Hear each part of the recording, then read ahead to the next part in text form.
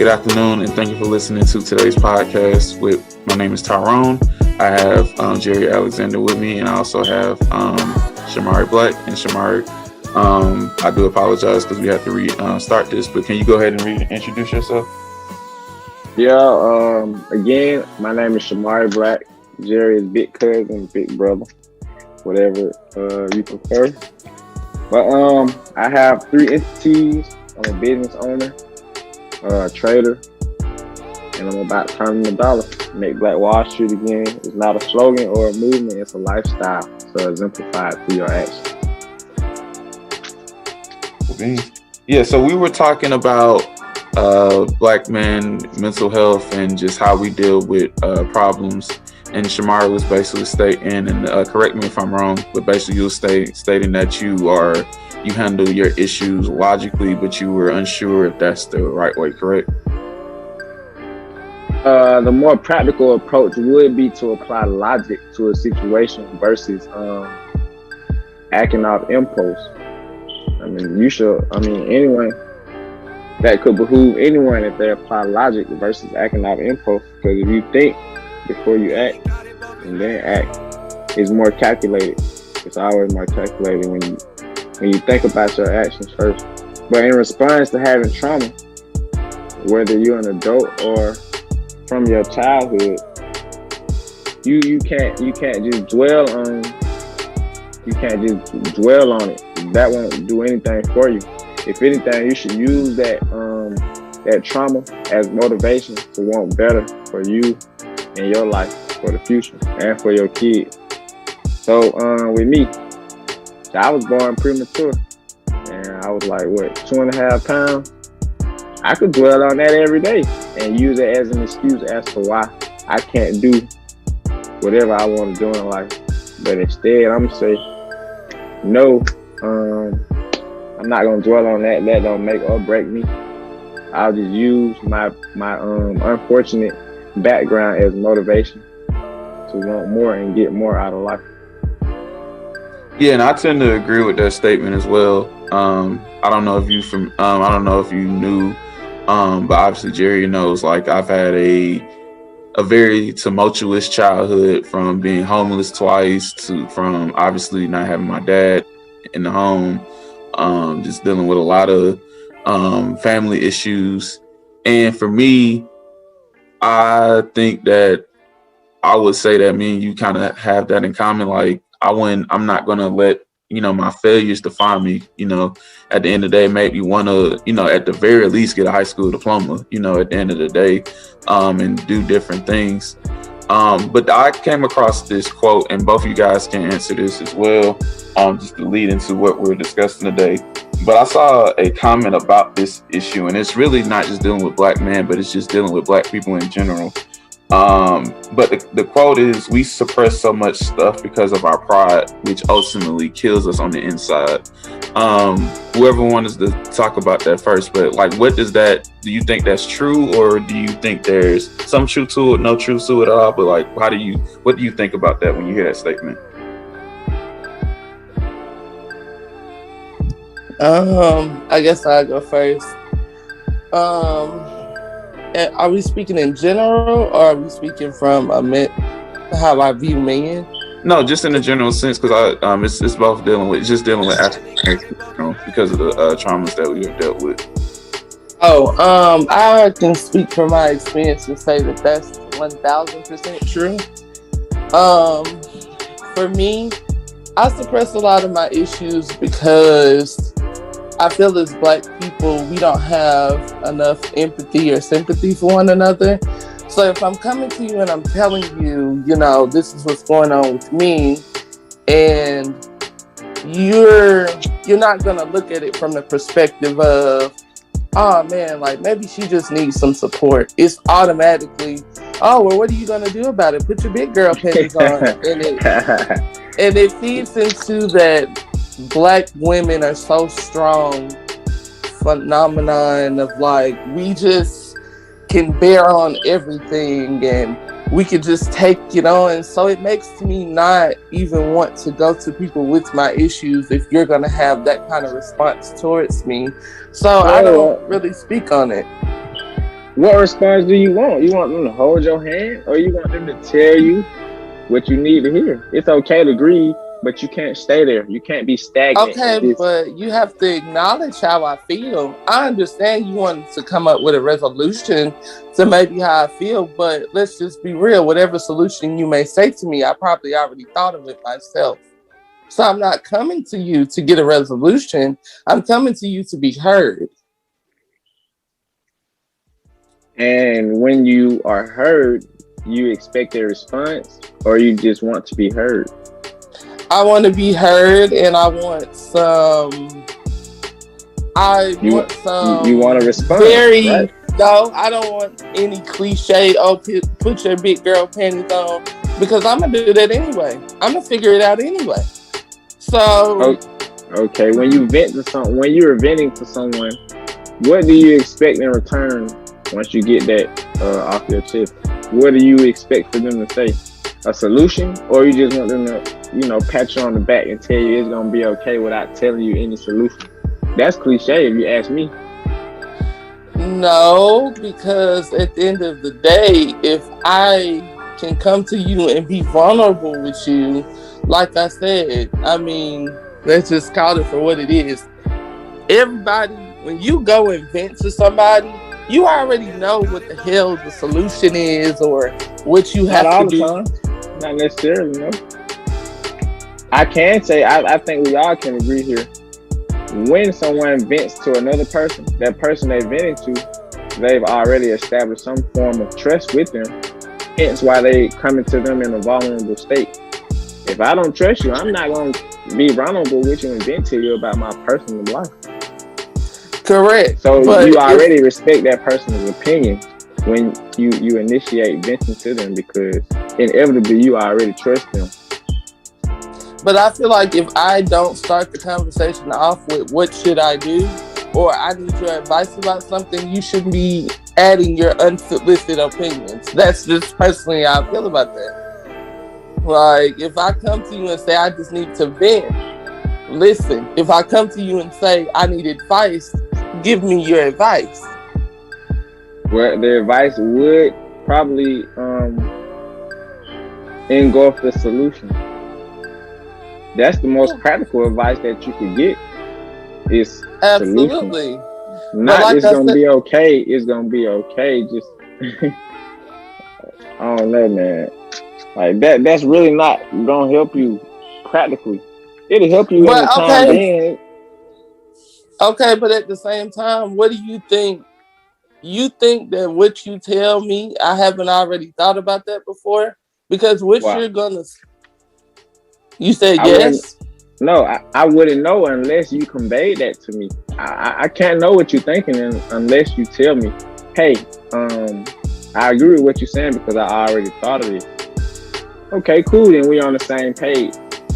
So okay, so what happens is it null and when void? You keep... Is it null and void if you already thought about something I advise you on? Not necessarily, but what happens when you keep conveying solutions to me and I'm like, yeah, well, I thought about that or I tried that. So what happens when you run out of solutions? What happens then?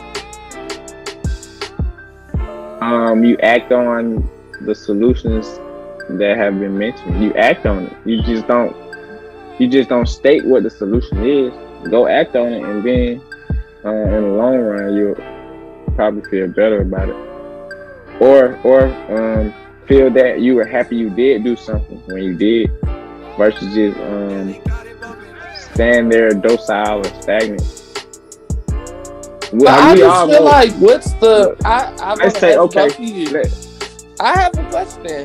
I feel like what's the problem with wanting someone to just listen and pat you on the back and say it's gonna be okay if it's only temporary and in the moment? I'm not saying do this every time I call you with the problem, but why can't I have that for at least 5 minutes to just say it's gonna be okay? Why do we always have to be solution, solution, solution? Like, why? Well, But let me say something on that. Let me jump in on this. I can say for myself, I have been on both sides of the spectrum. Where, like, prime example, and I'm just gonna go ahead and just because I like to use real world experiences to kind of justify my thinking. So when I had issues when I was staying with my mom, I would go to my cousins and talk to them about it, and they would give me the support that I need, Jerry. But at the same time, they would also tell me, "Hey, go get a job, get some better money, so that way you can move out and you won't have to deal with that." So I can that's see practical advice. Yeah, that's practical advice, but at the same time, they were nurturing as well, because sometimes I think that, and this is just no slight to anybody, but sometimes I believe that we can't just wallow. We have to have a understanding of what we need to do to get out of that situation, to think, so that way we won't, because you don't want to be in a cycle of complaining about the same thing and not doing anything about it, and I think that's what we're saying. Not to say that you shouldn't be supportive, because like we go through our shit, and we we want to just have somebody that sympathize with us, and that's totally understandable. But if we're not being real with, like, prime example, if you're complaining about being a alcoholic and you're not taking steps to fix it, then what are we doing if you're still complaining about being an alcoholic? If that makes sense. No, indeed. If an alcoholic wants to stop drinking, they may want to, but how will they act on it? And are you just gonna tell them it's gonna be okay, or are you gonna give them some practical advice to make them really think about their action? Jerriah? Okay, and I understand that, but it's also, okay, like, I'm speaking on the situation. Okay, I can speak for example. If I'm sitting here telling y'all, y'all, I ain't worked, I really want a job within my field, I've been applying, and nothing is just really working out. I mean, if I'm already doing the steps to get to where I'm trying to get to, and I'm coming to you to just say, damn, this shit is hard. Like, why? What other solution are you going to provide me other than applying for jobs, which I have already been doing? Well, you don't have to. I got one for you. How about you LLC something and supply necessity and high demand, instead of applying for a job, try and solve the problem. The more problems you solve, the more money you're gonna make. So that would be your big cousin / big brother solution for that. If you're having a hard time getting a job in your field, keep at it. Keep consistent. And that's all you can do too. That's all you can do. Like, you just gotta be, you gotta be positive. Keep at it. Stay consistent in what you want to do. For outside of that, we still gotta live. We still have bills to be paid. We still gotta eat. So those are practical things. So why not have a business of our own? We can make a little money on the side while having our job or in between jobs. Because fortunately for myself, I stopped working last year in February, right before the pandemic went full blast, and I'm all right. I feel good about it. I never looked back since. I just believe in myself and exemplify my thoughts through my actions. So my solution to it being hard to find a job right now, dig in your bag, see what necessity you can supply and high demand, and put it out in the world. I agree. But as black, as black people, as our demographic of people, Jerry, our moms, they're baby boomers. They come from the era where you can work a 9 to 5 and take care of a family, even as a single parent. But today we're in the age of technology. So we got the world in the palm of our hands. We have more opportunities and possibilities. So we can take advantage of that. It's not always about just finding a good high-paying job. Because half the time, you work at that job for 5 years, every 6 months, they increase your pay rate 50 cents to $1. But what they're not telling you is you're paying more taxes and inflation is happening at the same time. As time go on, you need more money to buy the same stuff. Why the hell you think gas was 99 cents in 2001, 2002, and now gas is like $2.50, almost $3. That's called inflation. So we just got to keep moving with the time. Jobs are great to have, and a career is great to have, but wouldn't you want something for yourself too? Yeah, that makes sense. Yeah, I kind of detoured, but No, you good, because it's taking me to my next point. Because you talked about, because I think one of the things that, and I can say black women too, but black men, what they have hard is because one of the things that I have seen is that's going up, and I have my facts later, but like suicide rates are going up with black men. Drug abuse is going up because, in my opinion, this is just my opinion, I believe that in certain cases, because you had mentioned impulsiveness, Shomari, which I think is very important. A lot of times, me and you can, think, and Jerry, you do the same thing too. But a lot of times, we do a lot of crazy stuff off of impulse. Like we live in Atlanta, there's been a lot of crime that's going up and a lot of shootings because of impulsiveness. So how do you think there is a help? And my question is to both of you guys, what is the cause of all of this? Do you think that we know how to handle ourselves appropriately as men and women? Or do you think that we just do things because we're like, I don't even know really the question, but basically like, just give us your thoughts of like what's going on with like men's health and like, what's the issue that you think it is? And then we can go from there. Nah, bro, hold up. I gotta pause you. You gotta back up your claims now with facts.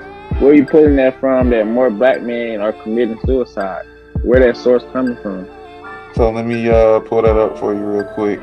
So I got this from this website, Parkview Health, and basically this is an article. So this is a little dated. It's from 2019, but it's basically saying that from the CDC. The third leading cause of death for black males ages 15 to 24 is due to suicide. The suicide rates have doubled among black men since the 1980s. And it's basically due to the fact that, in their opinion, is the misconception of what being strong is. Like, for me, it's kind of like saying that we have to be strong, like no matter what, like we can have work stresses, we can have in home stresses, which comes from marriage, comes from kids, and just not being happy. But we feel like we can't basically go and talk about our issues because we're supposed to be strong.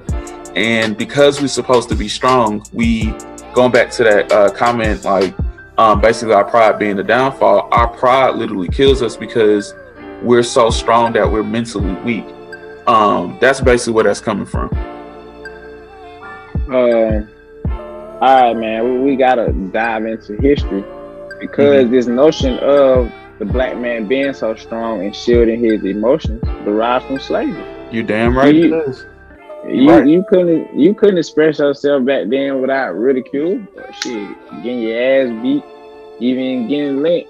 You had to shield those emotions. As a man and a woman, they married. The slave master come take the wife.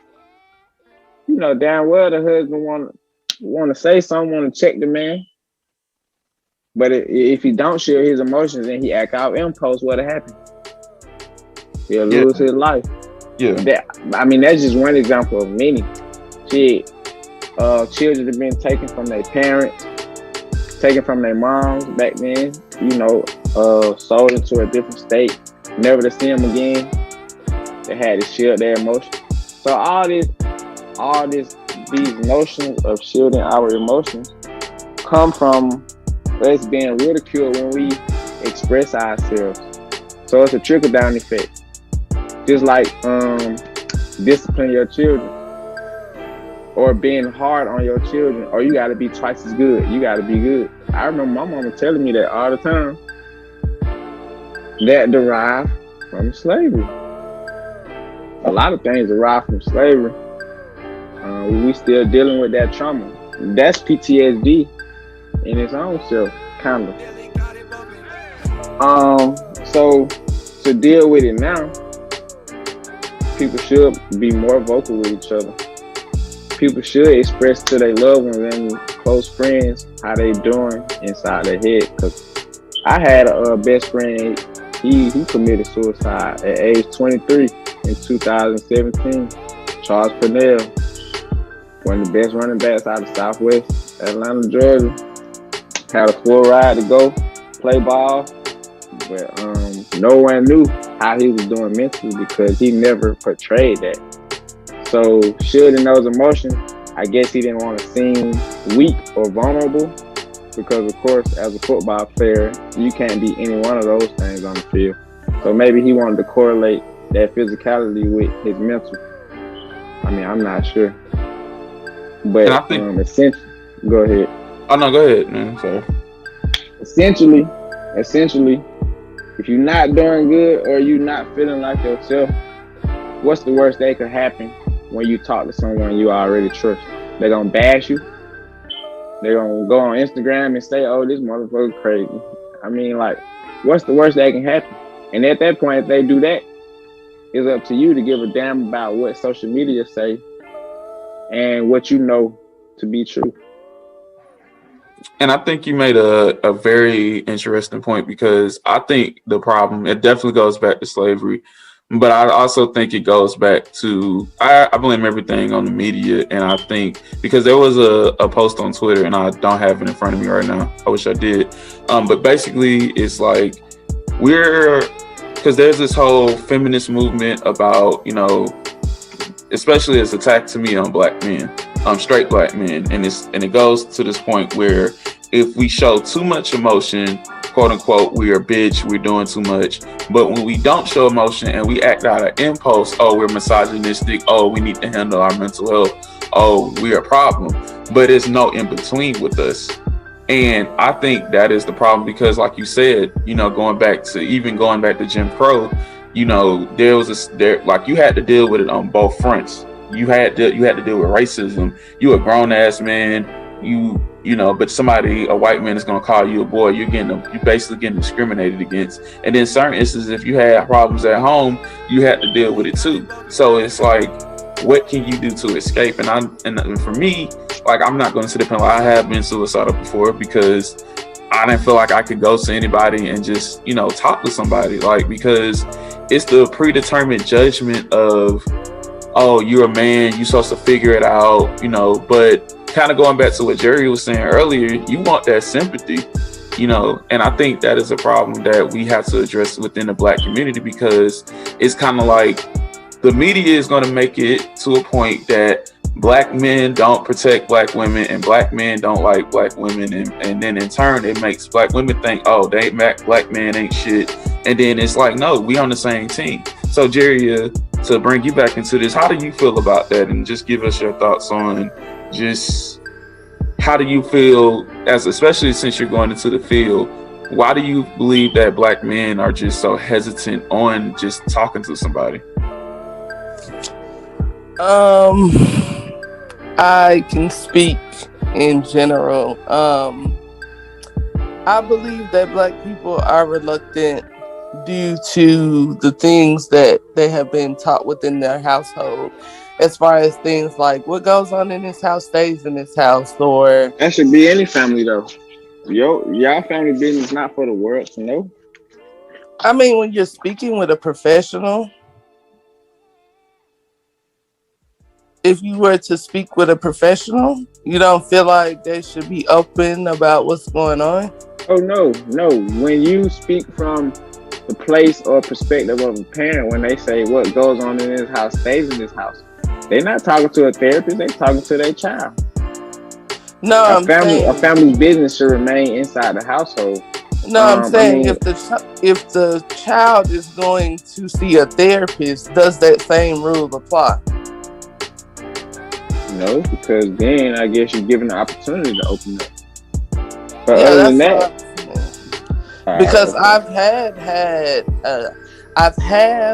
have had colleagues who have told me within the field that African American clients are reluctant to open up because they have that general, all the way with everybody, what goes on in this house stays in this house, even if it's okay to speak.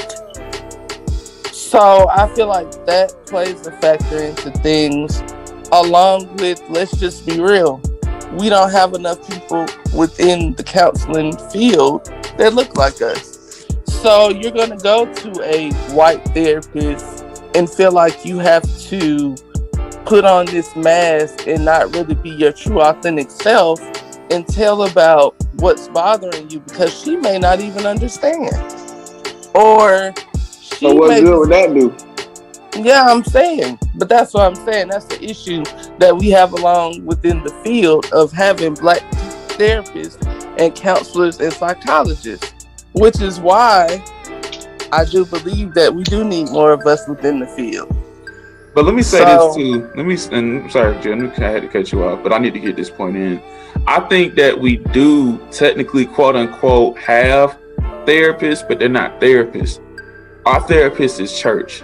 And I think that that is a problem within itself. We're taught to, go to church and God's going to fix everything and pray everything gonna be all right.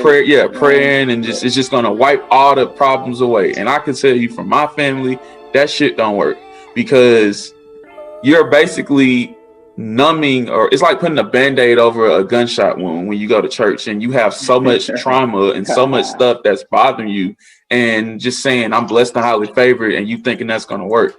That doesn't work. So I would say that is the therapy that we like to use in the Black, and I'm not going to say that I think that is exclusively to African Americans, because other races know how to deal with stuff. Because no, bro, I gotta disagree with you there.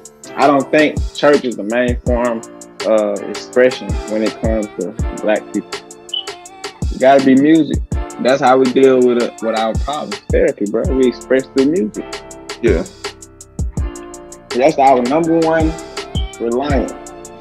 That's the psychologist right there. The music that we tend to express through over all these years. Think about Billie Holiday and Nina Simone, "Strange Fruit." What is she talking about? Strange fruit hanging from the poppy trees. Blood on the leaves. Blood at the root. We're talking about hanging niggas in the South. Yeah. Billie Holiday wrote and sang that song in the 20s and 30s. And the government wanted her to stop singing that song because that would make people conscious. But that's how she dealt with her trauma, through music. Yeah. 50 to 75 years ago, who could a Black person go to say, hey, I'm having issues in the house. I need to vent and express myself before I explode.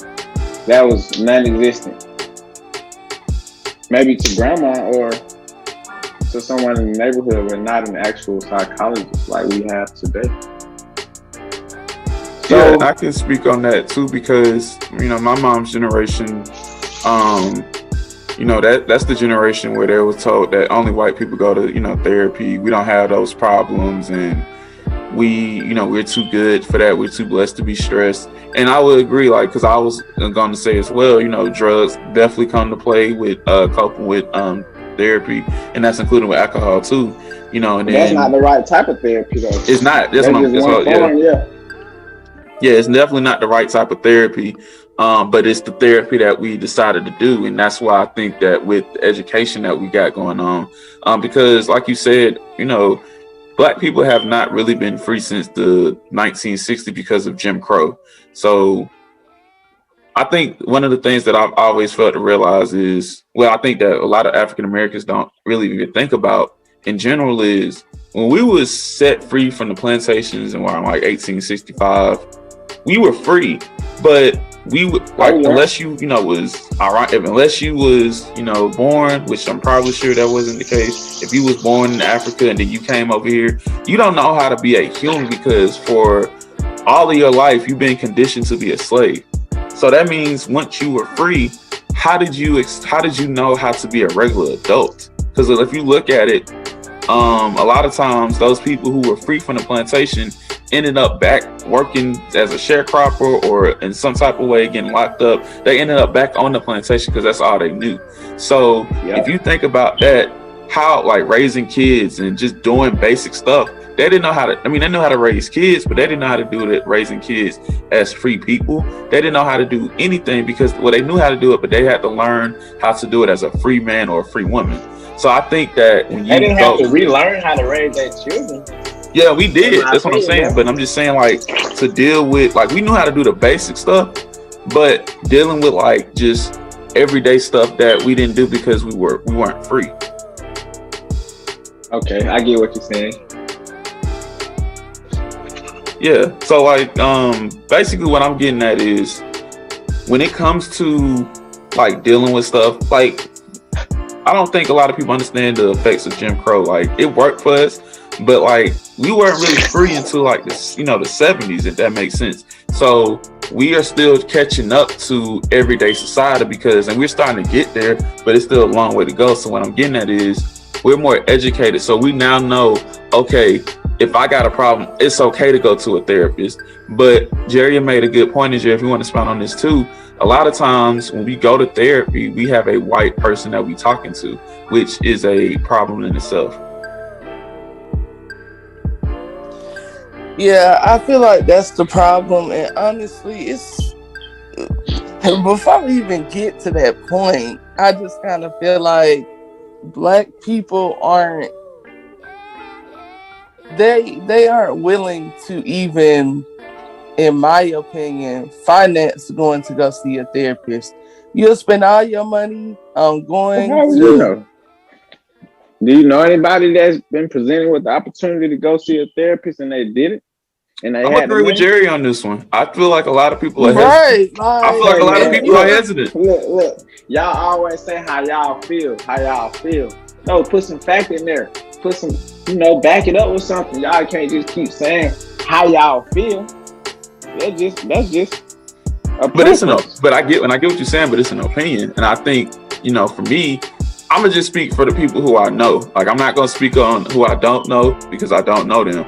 But for my family in general, just based on the conversations that we have, it's never gonna happen. Like, maybe a couple of people who are like, who know better, but even the people who are well-to-do, got good stuff going for them, they don't feel like they need to, but they're the main ones who need to, but they will never do it because of what we just talked about. Tradition it's a traditionalist mindset to say, hey, I'm doing fine whether they go to church or they make enough money. They feel like that money's gonna change everything. That's the problem. Now I can't speak for y'all family because I'm not in y'all family. Well, I'm in y'all family, but I don't know y'all like that to know because of the history. But I can only speak from the people that I know, and just based on that, they're not willing to go because they feel like they don't need to, or God's gonna protect them, or God's gonna lead the way. My thing about that is, it's not the fact that we choose not to go or willing to go. It's the fact that we can't afford to go. Most people who tend to go see a therapist, they living in the surplus and they have extra money to afford to be able to give to the therapist. But you have an addiction. But Black people have an addiction to drugs and alcohol. You can afford that, but you can't afford why are you categorizing Black people? White people drink alcohol and do drugs. We're speaking on Black people, so that's what I'm gonna talk about. We're speaking on our race and what we see within our race, so that's what I'm talking about. I'm saying that to say every demographic of people deal with their problems through alcohol and drugs. That's true too. You can't highlight that for us. That's true. Because that's something everybody do, just like a stereotype. Everybody have them. But what I can say for me, because I make decent amount of money, but I only paid $30 per session because of the resources that I was able to find. So in a sense, if we were able to promote the resources, then people could go get help. And that's why I think that that's the issue. I don't think, because like you said, Shomari, and I do have to agree with that, every race you have alcoholics, drug addicts, sex addicts, all that stuff. So yeah, that's definitely right. But I think the difference is, and I don't have no facts to prove this, I think that Black people are behind because we don't know the resources that we have. like in order to like assist people, because like when you go to college, when everybody go to college, we have the seminar of like when you go to what's that, orientation, they tell you that you can go to school and use and speak to a psychologist, but many people still don't even know that. People don't even know when you go to school you get health insurance, because we don't know. And I do believe that Jerry did make a good point that we would basically say, yeah, it's okay to go buy alcohol, it's okay to spend, because if you look at how much somebody spends, if you look at somebody's budget and they're an alcoholic, you'll see how much money they could save just by not spending money on alcohol. But they won't take that money to go, and better themselves to, because either way, like if we're going to look at it, regardless of whatever race, that's still a problem. If you feel like you got to drink or smoke to ease your problems away, that's a problem. I don't feel like that's not a positive way of coping. So outside of coping with problems, what other reason do people use drugs for? It's really to escape. Or they addicted. That's just really what it is, in my opinion. I don't have like. So it's only two. That's two main reasons, right? Yeah, that I can think of. Yeah. And like white people, they do it too, and really sex. You have to throw that in there too, but and food, because we're not even talking about. We didn't even get to the real root, like running the main reasons why we have a lot of obesity race, and this just goes with all races, because we like to eat. When we going through a problem, or we thinking about where our next meal is coming from, we trying to eat, but that's not a positive way of coping. Like we have to, think about outside the box when it comes, because it's just not just drugs, sex, because even people that like equate success to money. So like if I make a certain amount of money, then I shouldn't be sad because I make a certain amount of money a year, and that should just make me happy off the rip. But as we know, there's a lot of people who made tons of money and killed themselves because they was still not happy on the inside. So I think that, like you said, we have to, for the Black community, because we're talking about Black people issues. We're not talking about, Mexican issues. To me, you're right when you say that, yes, it's every other race, but that still doesn't make it right for us to do that. Like, especially if you, like for me, I'm on a sliding scale. I make around $35,000-$40,000 a year. I only pay $30 a session to go to counseling. So if you make less than that, you can pay literally like $10 and speak to somebody about your issues. That's less than in some cases, that's less than a six-pack at a store for a beer. And then I don't know how much weed costs, but that's less than getting your typical amount of weed that you smoke if you not making that much money. So it can definitely be done. The resources just have to be, we have to find the resource and actually utilize it. Yeah, because before you said that, I was going to make a point about a bottle of liquor being $15 or a gram of weed being $15, $20 versus paying $300 for a session with your therapist.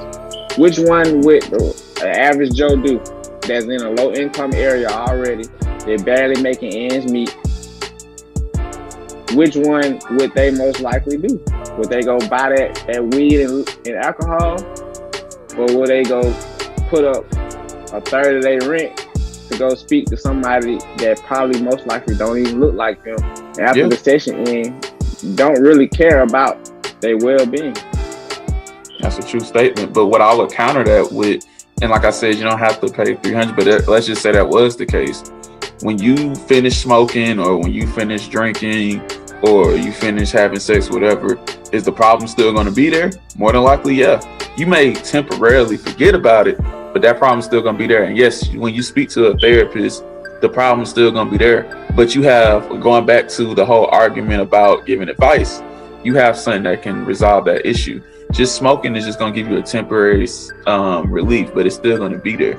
It's like you need surgery, but you taking pain medicine just to ease the pain. The pain's going to eventually come back.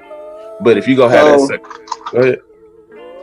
So what if Jerriah come to me venting about something and I tell her what she need to hear versus me patting her on the back and holding her hand for 10 hours? It's okay to grieve, but what would the therapist tell her that I wouldn't tell her? And I'm gonna let Jerry speak on this too, but they're gonna give you some work, because a lot of times when I think it's the ignorance overall of what, and I've learned this from Jerry, When you go to a therapy, you can't, because you can just go to therapy, but if you're not willing to do the work, then you're just gonna be stuck in the same position. Like, isn't that practical advice we were just talking about? yes, like because like prime example, if you're not willing to put in the work, then you're never gonna fix the issue in the first place. Like if you have to, because like in I can't speak in general situations, right? Mm-hmm. If you don't work on the issue, then what's the like? If you, because like prime example, a lot of times when we go to therapy, we want to play the victim. Oh, such and such happened to me, and on such and such this and such that. Like for me, if putting in the work is understanding that yes, it happened to you, you have to move on, but you can place boundaries on the person. That's just simple logic right there. That you can go to a therapy and they can speak, because when you go and talk about your problems, it's like releasing a balloon. Because you're talking about it, you letting it go, you feel better. Like for me, I'm just gonna use my situation. I've had issues with family members in the past, including my mom. And I don't have no problem speaking on this because she know what it is. But by me going to a therapy, I don't have no animosity towards her. I'm able to understand what happened to her, why she was the parent she was, and how she, even though it wasn't in my opinion, the best way, I know she still loved me, but she still never worked on herself.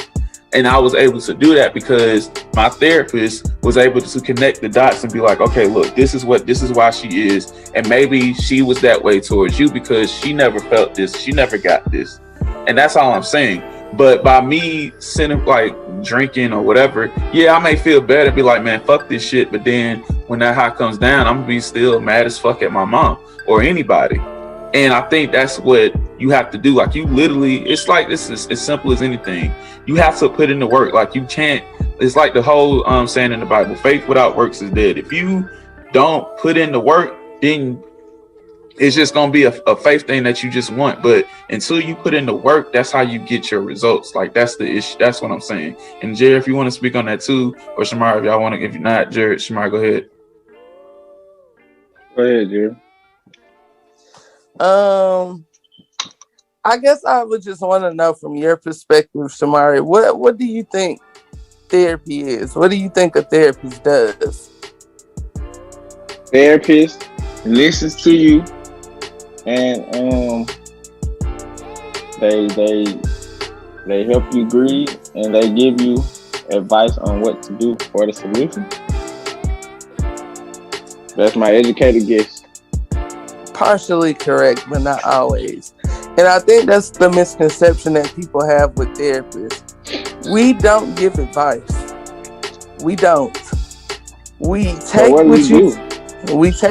we listen to what you have to say. We take what you say and we put it back on you to figure out what you would like to do. We help and guide you to help you make your own decisions about what you think is best. It's not about, well, what do I do in this situation? No, what would you like to do? And then you hear yourself, and then we come up with a solution to try to help you do what you would like to do. So that's the misconception. Why can't you go to? It's helping you get your emotions out, process what you're saying, and then ultimately come up with a roadmap from what you said and basically get through it. That's all we're doing. It's not me saying, Shomari, you're looking for a job. Okay, let me do this and do that, and you should blah, blah, blah. No. It's all guided through you with the assistance of us. So what was your question? I was gonna say, why can't someone on the street do that for you then? If you just tell them how to be a therapist versus paying somebody if you ain't have the money to begin with. You want a professional. It's coming from a biased perspective. If I'm your therapist, I don't know you from a can of paint. Yeah. If you're coming to me, your cousin, and saying, you know, my mama did this or my sister did this, I'm looking at it from, because I know you and I fuck with you and I'm automatically on your side. But as a therapist, I'm able. No. No, listen to what I'm saying. As a therapist, I'm able to say, well, I think that you should look at it from so and so's perspective, or oh, maybe you should look at it from why you act the way you do. I'm putting the accountability on you.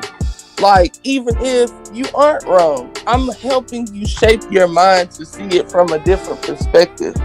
Because people come into counseling, like Tyrone said, playing the victim. Whatever you're talking about. Tyrone, how has your experience been with counseling? What do you think a counselor does? So I'm not gonna sit up a lot, like because I've had two different experiences with counseling. The first time was when I was staying in this homeless shelter called a Covenant House, and I had to meet with a therapist, and I thought I was fine, like because I was a senior in high school. I had my own apartment at that time, like I was fine, but I realized that I had problems and I had issues. And when I stopped going after I graduated college, I went to Alabama State, so I wasn't in the program no more. I was like kind of feeling weird, like I was depressed, and like I had spoke on this on another podcast, so I'm not gonna go into detail, but like I've had like when I was in this program called Year Up, like I had to realize, because I lost my granny that year, and I still had like issues that I just spoke about, like with my mom and just life in general, just not being happy, and I had a lot of suicidal thoughts, and ironically I spoke with a white man, like, and I was very hesitant to doing that because I'm like, this is not going to work. But to his credit, he was a really good therapist, and I feel like it really changed my life in a perspective because I wasn't angry anymore. Like I still have my, issues where I do get angry, because a lot of people feel like, I'm soft spoken, don't really do too much, but I do have a horrible temper when I get angry. But a lot of that comes from not being able to talk about the issues of why, like, and I'm not going into details, but like I was able to, okay, this is who I am, but also this is why I am because of family origins, because this is something that, everyday Joe can't do. They can't trace it back and be like, oh, well, tell me about your mom and like, what was your relationship with her? Or tell me about your dad and your relationship with them. Like, I could literally be like, I come from a single parent household. My dad was a crackhead. My mom was struggling. We had issues staying from place to place. I had to deal with that, stay in the homeless shelter, go to school, kind of got bullied, dealt with a lot of stuff. But because I was taught that, what was told to me was, once I graduate high school and I shit on the people that basically neglected me or left me to be by myself, because I was by myself from junior year until I graduated, and even then after that when I went to school, like I was told that I don't need nobody, fuck them, you're gonna get all this money, whatever. And then the goal kept moving. I went to Alabama State. I flunked out because I wasn't in the mental capacity to really do it. I started off good, but I didn't really have nobody to talk to about my issues of beginning to going to school, because I didn't feel like I could talk to nobody, because nobody understood going to college, because there's only a handful of us that even enrolled into college, and then B, a lot of people didn't give a fuck about my situation to begin with. So the bar kept going up and up and up and over. But I thought that once I got on, a year up, life was gonna change because I'm gonna start making money. I don't give a fuck about you, because I'm gonna make this certain amount of money and I'm not gonna need you. But I still felt empty inside, because even when I started to make money, I felt like I didn't have nobody. And it was due to the fact that I didn't feel like I had a relationship with my mom. I had issues with certain family members, and I like, to me, like, I was told, because, and this is something that I was gonna talk about later, but we can bring up now. I was taught, because I'm from the Kansas area. Everybody knows where that's at. I had to fight a lot when I was younger, and I thought that that's what made me a man. The fact that I could, fight for myself, and I'm not supposed to cry, and I'm this, that, and the third. So when I had issues, it was more so like, okay, boom, if somebody fucks with me, I'm gonna fight them, and that's very kind of productive, So leading back to what I was talking about with your question, Jerry, like I had to realize that when I went to therapy, like, yes, it's okay to say that you didn't like that, or it's okay to show emotion. One of the biggest regrets of my life was when my granddad died in like 2006, who I love dearly, who was my father figure. You know, I didn't properly grieve because I thought it was too weak to fucking cry. And I know that's so fucking cliche to say right now, but I deep down love that man. And like, as you know, Jerry, when we went to his gravesite for the first, and it was the first time I've been back to his gravesite since he died, I broke down in tears because I finally felt like I was able to grieve the loss of my granddad properly. And that came through therapy. And I'm not saying that, therapy is going to solve all your issues and all like that. But for me, I finally got a sense of closure after like 13 years, basically. And I had to do my work. Like, I had to have the conversation with my mom and fix our relationship. We just went out to eat. That would never happen if I didn't go to therapy. And so what I'm saying is, for me, like, I had to go put in the work. And that's why I'm encouraging other Black men to do that, because we killing ourselves, like, whether it's, and like I said, I don't have the numbers to prove it, like, but like, I see it. You see it every day with people who doing irrational decisions because they could, instead of just having a conversation with somebody, they want to pull out a gun and shoot somebody. Like that's kind of productive. So that's all I'm saying. And I hope that answers your question, Jerry. Yeah, it did. Thank you. Hey, both my parents were strung out. Both my parents convicted felons, and both my parents went to prison. For a little moment, I was adopted, and I had to go live with my auntie. Mm-hmm. I could have took all that and been inside my own head. Why don't nobody want me? Why am I the bastard child of two dope fiends? Man, you could say all that, but what is that gonna do for me? Yeah, I agree with that. Make me feel bad about myself, bro. I'm not saying that you not just supposed to like wallow. That's being the victim. Like I still to this day, like, nah, fuck that. I'm gonna go ahead and I'm gonna still show y'all what the fuck y'all miss. But at the same time, that doesn't mean that you can't just think about it. Like, cause I use that as motivation when me and Jerry eventually have kids. I'm gonna be a fucking great dad, and I know that Jerry's gonna be a great mom. But what I'm saying is, like, don't forget about, like, if you feel like you had an issue with somebody or you feel like you need to address something, you can address it. But like you said, don't let that make you a victim, because a lot of times, as you said, a lot of times people use that to not want to do shit in life or to be a bad father, because you see it all the time. You see all these, you see a lot of people, a lot of us come from single parent households, and then they end up doing the same shit that their dad did because they never understood that, like, you should fix that. So I'm not gonna sit up here and ever say like wallow in your situation, because I would never be in this position to able to even have an apartment or do the things that we do, got married and be able to travel, if it wasn't for the traumas that I had. That made me a better man today. But what I'm saying is, at least for me, I feel like it's two sides to everything. You gotta take care of the situation, because you can't just sit on your ass all day and then cry being a victim because of life was trash for you. But what I'm saying is, I've seen both sides where people got the success, because they came from a trash situation growing up, but they still feeling miserable, and they are miserable to be around because they never dealt with their issues. So that's all I'm saying on that. Yeah, I think that's my cousin. Everybody snap on anybody, gotta walk on ice around him. And that's not cool. Shoot, like I'm gonna be real. Like, I got a cousin right now who, the first time, anytime a conflict comes up to him, he's gonna want to fight. Like, it can be something as simple as, I don't know, you touched him just by mistake. He gonna be ready to fight. Like, that's stupid as hell. Like, now there's certain situations where you feel like you gotta get violent. Hey, you gotta do what you gotta do. But that shouldn't be called for something as petty as that. Or like, you get into an argument, the first thing you want to do is pull out your gun and threaten somebody to kill somebody over something petty. Like, that's just, and that used to be me too. Like, not to say I was like fight somebody over some stupid shit, but the first thing I want to do is get angry, yell, like, do all that shit, because that's how I was taught. But like I said, that's not productive. So Shomari, what do you think for this cousin they should do to get over that, since you don't think therapy may not be the right approach about it? What do you think? They gotta be realistic with themselves. Gotta remove that impulse and apply rationale. That's all. That's all I can say.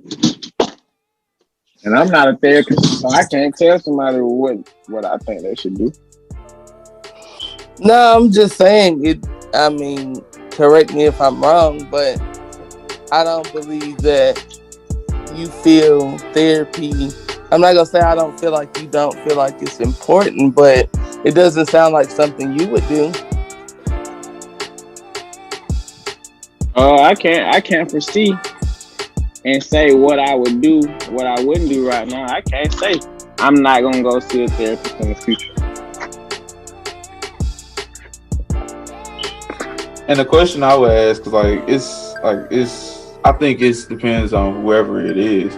Like, do you feel like in a sense that if you're feeling good that you would ever go? Because like if you ever feel like you was in a bad situation, like how do you cope? Like I know you already said you think logically, but some people don't think logically. A lot of people, when they go through a bad situation, the next thing they want to do is it's like the fight or flight situation. A lot of times people want to fight, or sometimes they just want to flight or do, you know. And I think, hey, look, I'm in my head all the time.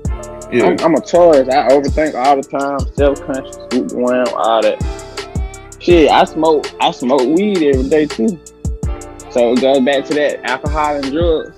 But hey, if you want to ask a weed head, do they think weed is a drug? I don't think it's a drug. But do you feel like and I'm not gonna say it because I think in certain doses, like, because shit, I drink here and there and shit, and I smoke here and there too. But and I listen to music, so I don't go to therapy just for like anything. I have my coping mechanisms too. But do you think that as somebody who smokes weed, do you think just by doing that's productive, or do you think that it's just something that can alleviate the pain as long as you know that you still gonna have that issue? Or what do you think in general about that? Well, generally speaking, I like the way it makes me feel. Mm-hmm. Not to say that it's gonna help with my situation, mm-hmm. or it's gonna hinder my situation either. It's something that I enjoy to do. It's a hobby of mine. Mm-hmm. But it can be advice for people too if mentally impaired is a problem for you, it's something you can't handle. I don't think I answered your question. Ask me again. I think you did answer the question, because I think that a lot of times, as long as you know how to control it, and obviously if you know your limit and it's not affecting your everyday, like if you feel like you gotta wake up and you gotta drink a beer just to be functional, that's when that's a problem. Like, and I know it's different with weed because it's different, but if you feel like you gotta smoke 5 or 6 blunts just to function in life, then that's a problem. Because you kill it. Not to say because weed don't really do anything to you, but if we talking about like alcohol and like other shit, you killing yourself. That's what they talk about when they say slow suicide. Like, you're not killing yourself, but you're killing yourself. Nah, bro. That's it. That's what it is. Yeah, and I think that for me, like I said, I ain't started drinking till I was like 20. So, and I didn't start smoking weed like a couple years ago. So, for me, I'm different. I'm one in a million. I ain't never dealt with that because I ain't want to drink or to smoke. Because like my dad is an alcoholic and a drug addict. So for me, I was like, I ain't never want to do that. But it's all to me, like I don't have, because me and my cousin have had this discussion. I don't have no problem with you drinking and smoking, because you still want to get away and escape. Because it's no different than you wanted to go, you feeling bad and you want to go to fucking McDonald's and get you a Big Mac. It's the same shit. It's just looked at differently because of basically who we are. Weed is going to be looked down upon. Alcohol is going to be looked down upon because they're quote unquote drugs. Now, I don't think weed is a drug, and I think alcohol is not productive, but it's not going to kill you as long as you're doing it in moderation. But shit, it's no different. Too much anything kids, Tyrone. Yeah, you're right. Shit, because what's smoking cigarettes? What's smoking cigarettes? Cigarettes will kill you. And a lot of times people will smoke 5 or 6 cigarettes because that's how they get through the day. That's how they cope. So I don't think that that's wrong. I'm not, and I don't want you to feel like we're coming at you, because I don't think you are anyway. But we're not coming at you. But I do believe that we do need to say, hey, this is another option that you have. If you can afford it, you should do that. Not to say that that's the end all be all, because shit, you can go to, like I said, you can go, because a lot of times it's because, like, for my mom, it's church. But just know that you have to do if you want to put in the work, you don't even have to go to a psychologist to put in the work, but they can guide you better. It's like when you go to school, you can pick your classes, but you go to a guidance counselor because they're going to guide you to what classes you need to take to graduate. Like I said, you can do the work, at the end of the day, but you got to know what you're doing, and they are going to guide you onto a better way. So that way, when you do smoke or when you do drink, you're not doing it because you're coping with something that happened 50 years ago. And I think that's something that, I can attest to that. So, the one thing I do want to address before we go is, and we can really wrap up. Hold on, I got something to say. Shomari, I see what you're saying, and I don't have a problem with what you're saying. I think my only thing is, like, I agree with you when you say you can't sit in it, you can't go and just talk about something that's, I'm not going to say minor, but something like, oh, I can't find a job. Because you're right. You can't go and find that out from somebody or they can give you, advice on how to do that. I'm speaking on the people to where they're still dealing with trauma, like Tyrone said, that has happened years ago. You're still stuck on the fact that your mother was a crack addict and this and that. I'm talking about somebody with deep-rooted psychological issues to why you act the way you act. Not something that's temporary. You get what I'm saying? Most definitely. Let's use my brother, for example. Okay. He might have some past trauma through his childhood that he hadn't been able to properly express, and maybe that's why he act out. Mm-hmm. But who would know that if he don't say? Right, and that's what I'm saying. So take that situation that you just said, how you said you can go and you can talk to somebody that you know versus a counselor.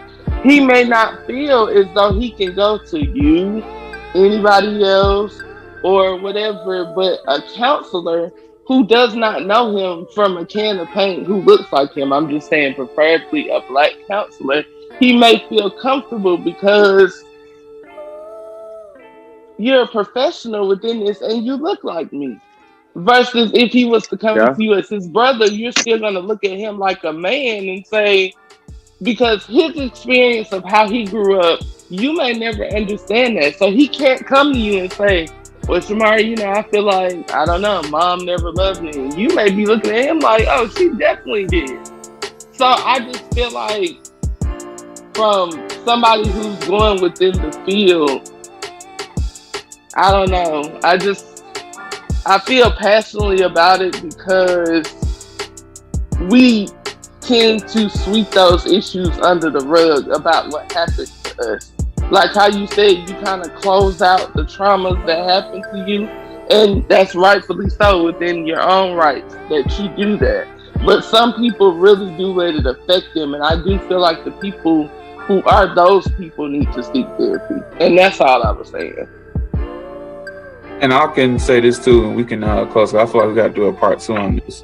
But like, in a sense, like Shomari, because I think you do have this, like when you want to talk about, how you basically you check in with like a friend or a family member just to see, like that could be therapy too. Like, because you don't have to, you can really, as long as you trust them, you can be like, hey man, I'm going through this, blah, blah, blah. This is how I dealt with it, whatever, how you doing? Like that's therapy in itself too. It's not like, it's not psychological therapy, but it's cool, like, because at the end of the day, you're still basically talking about it. Because I feel like to me, as long as you talk about it, then you don't have to deal with it anymore. Like, and I think that's something that, we have to take into consideration too.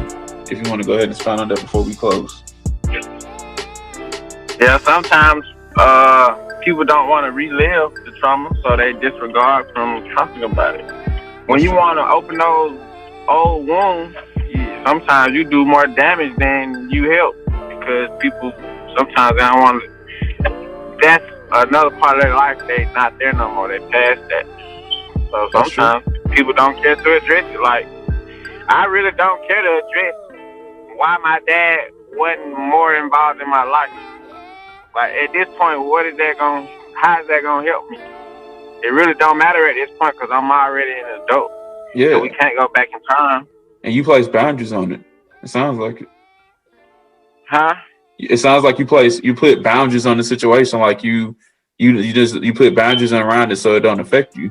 Like it's just like it is what it is. Yeah. And that, bro. Once we realize everything is what it is, and stop trying to wonder about things beyond your control. Because I didn't ask to be here. That's Nobody's true. ever do. You just fuck around and you born one day. That's how life is. Yeah, nobody asked to be here. So don't question the circumstances of which you got here. You get what I'm saying? Yeah, I agree with that. Yeah, I agree with that. Just make it what you want it to be. Because everybody got the power to manifest anything they want. You just got to have the willpower to do it. You just can't wish for it and go ask Jesus on Sunday, give you $1 million. Now you got to go work for that shit. Yeah, you got to. So that's where the practicality come into play. Yeah, I agree. Because I mean, like I said, I never had a relationship with my dad. Don't want to. Don't really give a fuck. He can die tomorrow. I wouldn't care because I worked on that. I didn't even need to go to a therapy session for that. Like I said, when we was at my other grandmother's funeral, he was there, and I told myself that's probably gonna be the last time I see him again, because I moved past that. At the end of the day, because that just is what it is. He didn't want to be a part of my life. That's his fault. At the end of the day, that has nothing to do with me. I had to realize that at the end of the day, when it comes to my dad in particular, he decided to miss out on some greatness, because shoot, my mom gonna benefit from me, raising me in the best way she could. But my dad, he can kick rocks. I don't give a fuck. So I agree with that. And it's just in closing, I think what you said is kind of true. I think I learned something too, just from talking to you. In a sense, if you moved on from it, you don't have to address it, at the end of the day. And it's whatever way that works for you, it's gonna work for you. You don't have to be just going to therapy. And I can say that I just learned that from talking to you. So I think we should do a part 2 on this conversation if you guys are down for it. Got me in. Yeah. So we'll definitely do that, and we'll work on that. But just before we go, you mentioned, obviously we all know, but talk a little bit about your business and why it's important to you, so people can go ahead and support your business, sir. First and foremost, people who are listening, I don't want you to support me just because I'm a black business. No, that's not what this is. The thing about us black people having our businesses is we have to provide that customer service too. So anyone out there having a black business, make sure your customer service is just important as you putting that banner on of being black owned. Make Black Wall Street. It derived from Tulsa, Oklahoma, about the black businesses in Greenwood Avenue that was bombed and burnt down during segregation when black people, they practiced group economics. So now when I say make Black Wall Street again, it's exemplified through our everyday actions and lifestyle. Are you buying black? How are you spending your money? So you just gotta exemplify to your lifestyle, man. That's all it is. It's to allude to entrepreneurship and group economics. It's more than about clothes to me. Because essentially I wanna start helping people think about what they wanna do in life. I'm open to helping people start up LLCs. I'm open to people improving their credit. I'm open to a lot of things because that ties into what I essentially want to do, and that's black people pulling themselves up by the bootstraps and not looking for no damn $1,200 stimulus check. So that's what my brand promotes: Black power, and that's in the literal sense, economically and politically. Because right now we're disenfranchised. We don't have any economic or political power to even be racist as a demographic. We can be prejudiced, but we can't be racist because we don't have that power yet. So just exemplify your lifestyle through your actions. If it's Black power, then live that way. Hey, man. Well, hey, thank you for joining. And like I said, we'll be back again to do a part 2 on this discussion. I'm glad both you guys was able to join. So with that being said, thank you guys for listening. You have a wonderful rest of the day.